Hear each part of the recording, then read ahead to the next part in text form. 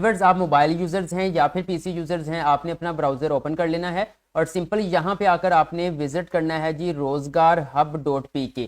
ठीक है, rozgarhub.pk enter करेंगे तो आपके सामने इस तरह से एक वेबसाइट ओपन हो जाएगी। थोड़ा सा स्क्रॉल डाउन करेंगे, यहाँ पे देखिए जी लिखा नजर आ रहा है how to apply for Benazir income support programme jobs 2025। आपने इसके ऊपर क्लिक करना है। जैसे आप इसके ऊपर क्लिक करेंगे ये पोस्ट थोड़ी डिटेल से ओपन होगी। यहाँ पे देखें, यहाँ पर इसकी एडवर्टाइजमेंट आ रही है, आप इसको डाउनलोड करके रीड कर सकते हैं। मैं थोड़ा सा स्क्रॉल डाउन करूंगा तो यहाँ पे आप देख सकते हैं अप्लाई हेयर, आपने इसके ऊपर क्लिक करना है। जैसे व्यूअर्स आप इसके ऊपर क्लिक करेंगे तो आपके सामने बेनजीर इनकम सपोर्ट प्रोग्राम का जो एप्लीकेशन फॉर्म है वो ओपन हो जाएगा।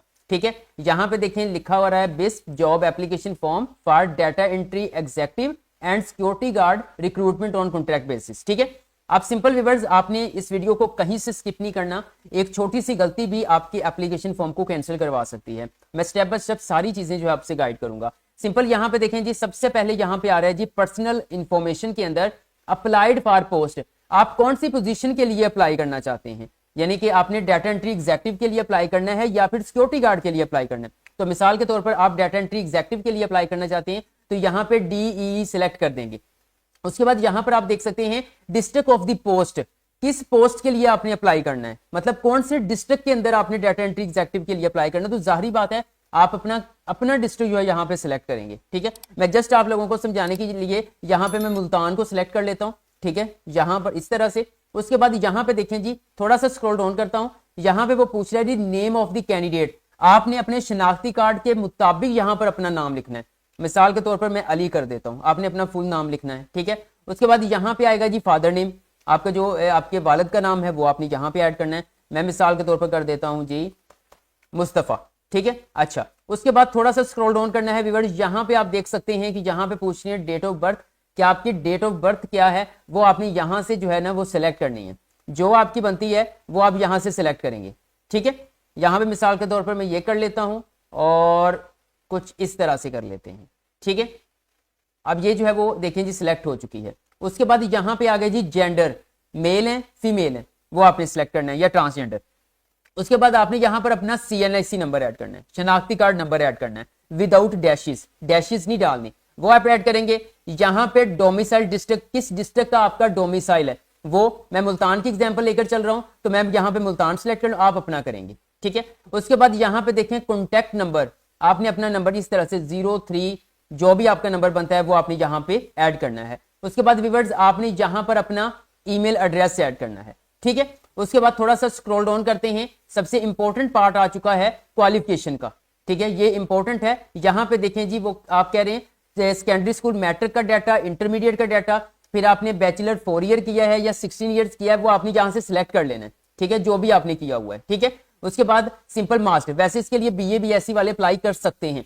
उसके बाद सबसे पहले ईयर ऑफ पासिंग, आपने मैट्रिक कब किया है वो आपने करना है। मिसाल के तौर पर मैट्रिक किया है जी 2015, कौन से बोर्ड यूनिवर्सिटी से किया है, मैं एग्जाम्पल लेके चल रहा हूँ मुल्तान की, तो मैं क्या देता हूँ जी 22 मुल्तान। ठीक है, इस तरह क्लास एंड डिवीजन, मतलब कि फर्स्ट डिवीजन थी, कौन सी डिवीजन थी वो आपने ऐड करनी है। ठीक है, उसके बाद यहाँ पे स्पेशलाइजेशन, आपका मैट्रिक जो है वो किस में था, आर्ट्स में था, साइंस में था, किस में था वो आपने यहाँ पे लिख देना है। इसी तरह आप इंटरमीडिएट का डाटा ऐड करेंगे। इसी तरह यहाँ पर आप सिलेक्ट करेंगे कि आपका बैचलर्स है या फिर आपका मास्टर्स है। अगर तो आपने BS किया हुआ है 16 ये, तो आप ये सिलेक्ट करके सिंपल यहाँ पर आप ऐड कर देंगे, मिसाल के तौर पर BScs।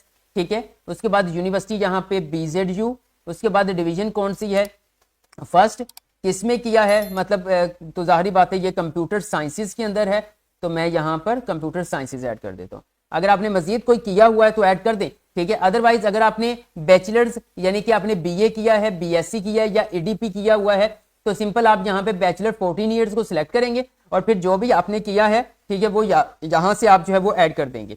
उसके बाद अगर आपने 14 साल यानी BA BSc करने के बाद MA MSc की है तो फिर आप मास्टर्स का डाटा यहाँ पर ऐड करेंगे। ठीक है, इस तरह से जो भी आपका डाटा है। उसके बाद थोड़ा सा स्क्रॉल डाउन करते हैं व्यूअर्स, यहाँ पे आ जाता है एक्सपीरियंस, आपका कहीं पे भी कोई तजर्बा है वो आपने ऐड करना है। ठीक है, वैसे अगर आपका डाटा एंट्री एग्जेक्टिव यानी कि डाटा एंट्री ऑपरेटर के हवाले से आपका तजर्बा है तो वो बहुत ज्यादा बेहतर रहेगा, लेकिन फिर भी अगर आपका किसी भी टाइप का ऑफिस वर्क का कोई भी तजर्बा है, चाहे आपने टीचिंग की हुई है, वो आपने मालूमात यहाँ पे ऐड कर देनी है ताकि वो एक अच्छा इंपैक्ट पड़ता है कि ये बंदा या बंदी कम से कम मार्केट में तो रहे हैं ना, जॉब तो की है ना, जाहिर बात है कम्युनिकेशन भी अच्छी होगी, काम भी करना आता होगा, प्रोटोकॉल्स का भी पता होगा, ये सारी।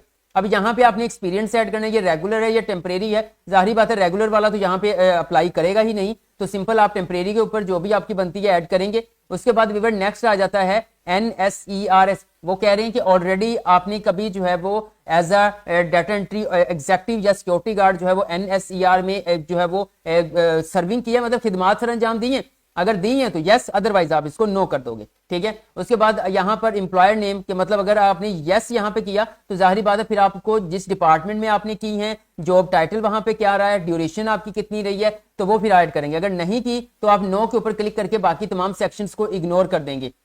उसके बाद ऊपर नीचे देखें जी, यहाँ पे आ जाता है एड्रेस, ठीक है। अब आपने अपना एड्रेस मुकम्मल ऐड करना है। मिसाल के तौर पर आप कहीं पे रहते हो सिटी के अंदर, वो हाउस नंबर, स्ट्रीट नंबर, इस तरह टाउन, सिटी का नाम। अगर आप विलेज में रहते हो तो वही चक नंबर, कुछ इस तरह से आप एड्रेस जो है वो अपना यहाँ पे ऐड कर सकते हैं। एक पोस्टल एड्रेस है, एक परमानेंट एड्रेस है। ये ऐड करने के बाद सिंपल आप आगे जाएंगे अटैचमेंट के ऊपर। विवर यहाँ पर आपने अपनी CV अटैच करनी है। कोशिश कीजिएगा CV थोड़ी सी प्रोफेशनल होनी चाहिए, ठीक है। अगर आपके पास CV नहीं है तो बहुत ही मुनासिब चार्जेस में आप हमसे CV डिजाइन करवा सकती हैं। डिजाइन करवाने के लिए दिए गए व्हाट्सएप नंबर पर रब्ता कर सकते हैं। अगर है CV तो आप उसको यहाँ पे अटैच कर देंगे। ये काम करने के बाद थोड़ा सा स्क्रॉल डाउन करना है तो यहाँ पर आप देख सकते हैं आई अंडरटेकिंग आ रहा है, कंफर्म मैंने जितनी भी इंफॉर्मेशन दी है वो करेक्ट है। आपने इसके ऊपर चेक साइन लगा देना, लग चुका है। अब सिंपल आपने सबमिट फॉर्म के ऊपर क्लिक करना है। ये तो व्यूअर्स यहाँ पर आप अपनी स्क्रीन पर देख सकते हैं एप्लीकेशन सबमिटेड सक्सेसफुली आ चुका था, गायब हो चुका है, ठीक है। इसी तरह कुछ सेकंड्स के लिए आएगा कि एप्लीकेशन आपका सक्सेसफुली सबमिट हो चुकी है। इस तरह आपका ऑनलाइन अप्लाई हो जाएगा। तो व्यूअर्स ये थी आज की वीडियो जिसमें मैंने आप लोगों